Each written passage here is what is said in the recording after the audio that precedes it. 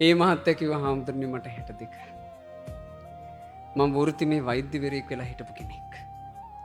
මගේ ඇස් ඉස්සරහා අම්මලා දරුවෝ බිහි කරන හැටි මම දැක්ක කෙනෙක්. හාමුදුරනේ අම්මා කෙනෙක් ඇඟ ඉරාගෙන හරි ඇඟ කපාගෙන හරි තමයි දරු පැටියෙක් බිහි කරන්නේ. ස්වභාවිකව බිහි වුණොත් ඇඟ ඉරෙනවා. සීසර් කරලා ගත්තොත් එහෙම ඇඟ පලනවා. හාමුදුරනේ මං ඕවා දකිනකොට කවදාවත් මට හිතුන්නේ මගේ අම්මා මාව බිහි කළෙත් එක්කෝ ඇඟ ඉරාගෙන එක්කෝ ඇඟ පලාගෙන මට මතක් වුණේ.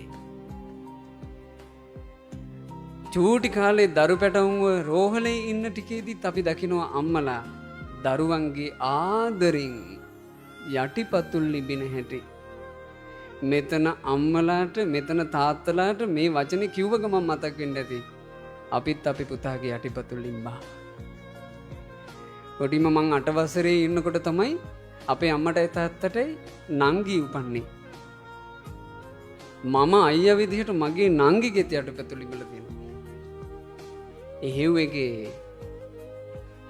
අම්මලා තාත්තලා මේ මහත්තයා මට කිව්වා හාමුදුරනේ මගේ යටිපතුල් පවා ඉඹ අම්මගේ කකුලක් මට මගේ ජීවිතේ කවදාවත් ඉඹලා වැඳ ගන්න බැරුව ගියා. දැන් අම්මා ජීවත් වෙලා හිටියානම් මං දුවගෙන ගිහින් ඉඹලා වඳිනවා. හාමුදුරනේ මට අම්මා නැති වුණා. මං ඒකයි කිව්වේ ආරම්භයේදීම අම්මා නැති වෙනවා. ඒ දේවතාවී නැති වෙනවා. එතකම් පමා වෙන්න එපා පුතේ ඔයාලා. මම මේ කියන එක අද්ද ඉඳලා ඔයාලගේ හිතේ දෝංකාර දෙන්න ඕන එක. අම්මා කියන දේවතාවී අඳුනගත්තේ නැත්තම් ඔයාලා දක්ෂයි. හාමුදුරනේ අපේ තාත්තා මං වෛද්‍යවරයෙක් වුණාට අපේ තාත්තා අපිට ඉගෙනුවේ පාගන මැෂින් එකකින් මහලා.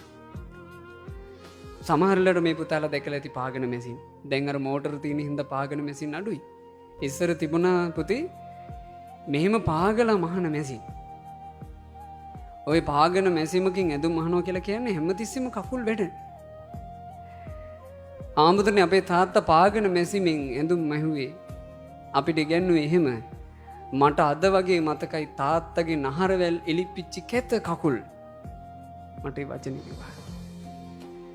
අපි වෙනුවෙන් මහන්සි වෙලා නහරවැල් එලිපිච්චි තාත්තගේ කැත කකුල් මට අද වගේ මතකයි.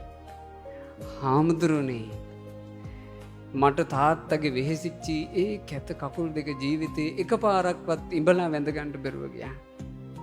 තාත්තා ජීවත් වුණා නම් මං අද දුවගෙන ගිහිල්ලා කකුල් ඉඹලා වදිනවා. ඔබ වහන්සේ බණපදේ කියනකොට මගේ තාත්තා නැති වුණා. මං එදා මේ මහත්තයට කරුණ ගොඩාක් කිව්වා. හිත හැදුනාද මා දන්නේ. හැබැයි පුතාලා වාසනාවන්තයි. පුතාලට මේ වචනේ මං කියනකොට ගොඩාක් පුතාලගේ අම්මයි තාත්තයි ඉන්නවා. පුතේ ඔයාලා පටන් ගන්න.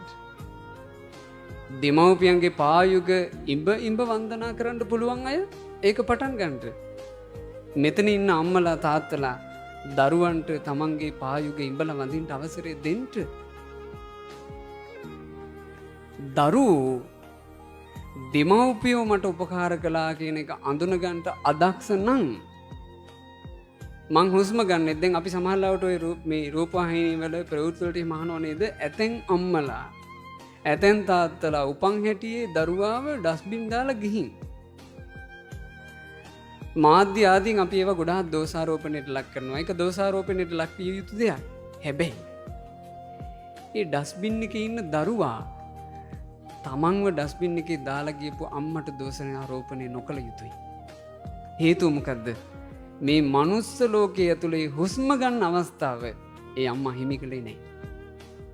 මනුස්ස ලෝකයක ගන්න හුස්ම සුගතියක ගන්න හුස්මක්. ඒක ලේසියෙන් ලැබෙන්නේ නැහැ. ඒකට තියෙන අවස්ථාව වහන්න නැතුව ඒ දරු පැටියව ඉපැද්දුවා ඒ අම්මා. ඒකට තියෙන අවස්ථාව වහන්න නැතුව ඒ දරුවාව ඉපැද්දුවා ඒ තාත්තා.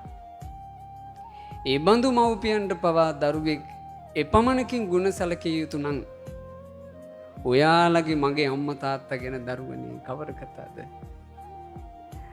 අර ගිරවාට තිබුණු හිතවත් අපිට නැත්තම් මනුස්ස ලෝකෙට ඇවිල්ලා ජීවිතේ වැඩක් තියනවද?